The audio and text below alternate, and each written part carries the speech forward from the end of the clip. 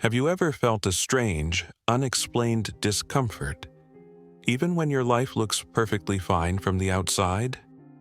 Have you ever sat in a quiet room, surrounded by everything you once wanted, and yet, deep down, something still feels missing? No chaos, no crisis, but also no peace, a subtle emptiness, a silent restlessness, a question you can't quite put into words. If you've ever felt that quiet ache inside, you are not alone, and no, there's nothing wrong with you. What you're experiencing might be far more common and far more profound than you think.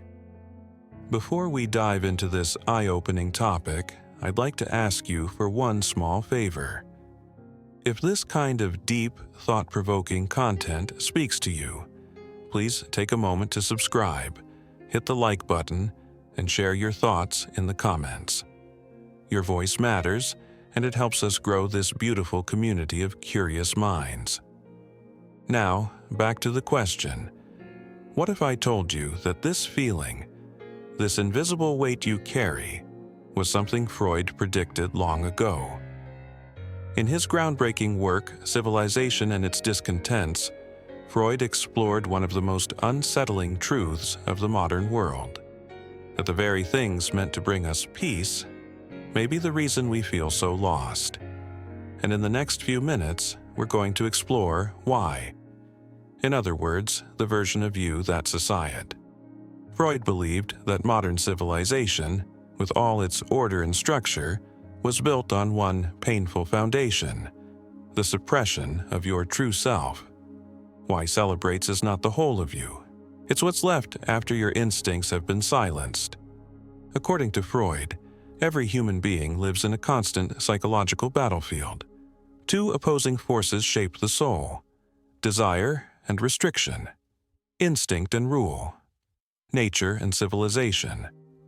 As humans, we are naturally driven by powerful urges. We want to feel pleasure. We crave love, success, recognition, and control. These are not flaws, they're deeply rooted instincts, ancient and raw. But there's a problem. We cannot live in isolation. We must live among others. And living together demands rules. So society tells you what you can and cannot do. It creates laws, morals, religions, and expectations. It builds systems to maintain order. And all of it whispers or sometimes screams one thing: you must control yourself. So while one voice inside you says, "I want this," another, louder voice answers, "You must not." This is where the inner conflict begins, and Freud believed this conflict is the true birthplace of civilization. Civilization was not created to make us happy. It was created to prevent chaos, to stop people from hurting one another, to bring structure to the madness of human instinct. And in doing so, it placed heavy chains on your most primal self. This restraint, however, comes with a hidden cost. Freud called this cost guilt. Every time you suppress an urge, a small piece of you dies. But the soul doesn't forget. What is buried doesn't disappear. It lingers. It haunts. It becomes a ghost within you. And this ghost whispers, "You are not being real. You are not living your truth. You are not yourself. You are just what society allowed you to be." On the outside, you may seem perfectly fine. You're polite, educated, responsible, a well-adjusted adult. But inside is a different story, one that no one taught you how to read. Society taught you how to behave, how to speak, how to look successful. But it never taught you how to feel. It never showed you how to listen to your own inner voice. It told you to achieve, to conform, to fit in. But it never once said, "This is how you know who you really are." So now, here you are, with a silenced version of yourself quietly trying to breathe under the weight of expectations. This buried self, Freud believed, is the root of modern suffering. Depression, anxiety, toxic relationships, addiction, emotional emptiness. They are not random disorders, they are symptoms, clues, echoes of the inner self that's been denied for too long. And perhaps the most haunting idea Freud ever offered was this: civilization is not the product of happiness, it is the result of repression. We didn't become civilized because it made us joyful. We became civilized because we had no other choice.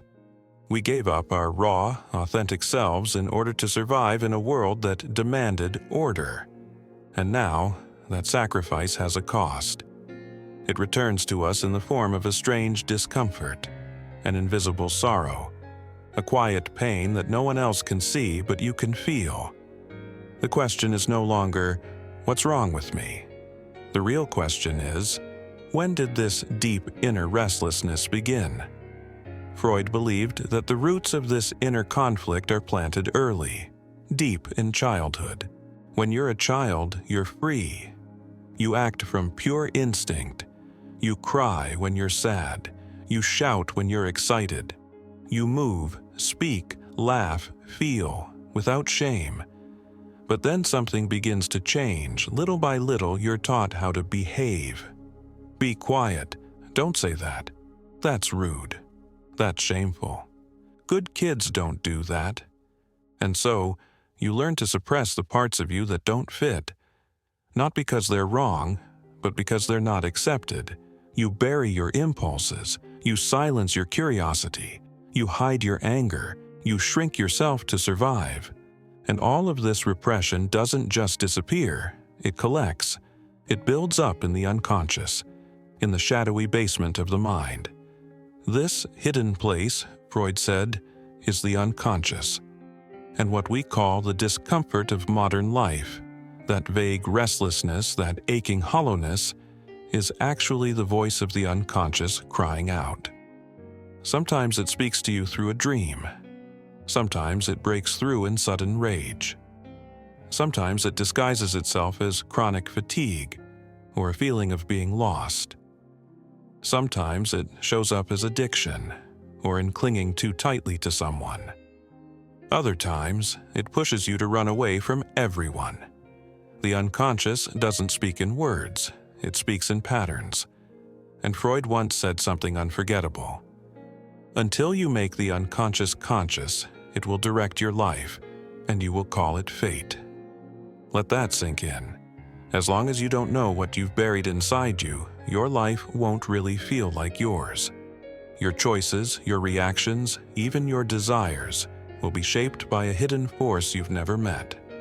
That quiet, mysterious ache within you, that's not a flaw, that's not weakness.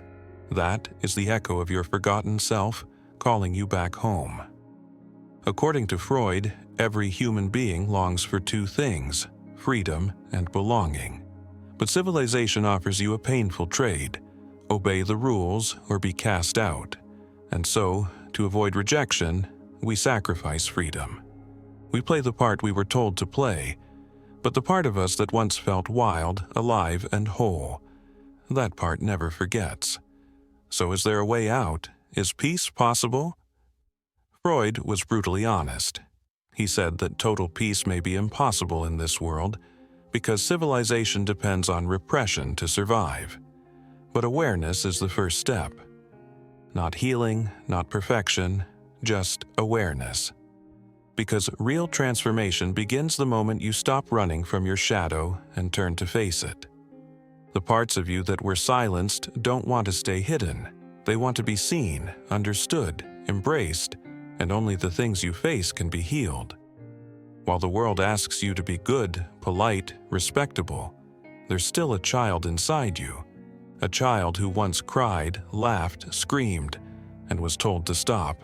That child is still waiting in the silence, waiting for you to return, to listen, to remember. This journey is not easy, but it is necessary, because if you never return to yourself, you'll live a life shaped by everyone else's expectations. And Freud's final words ring like a quiet thunder. Man did not become godlike by creating civilization. He became alienated from himself. So now, let me ask you, are you truly yourself? Or are you simply a reflection, crafted by what the world expected you to be. The answer lives inside you. And to find it, you must first hear the question, "I've become so civilized, so polished, so acceptable. But why am I still not at peace?"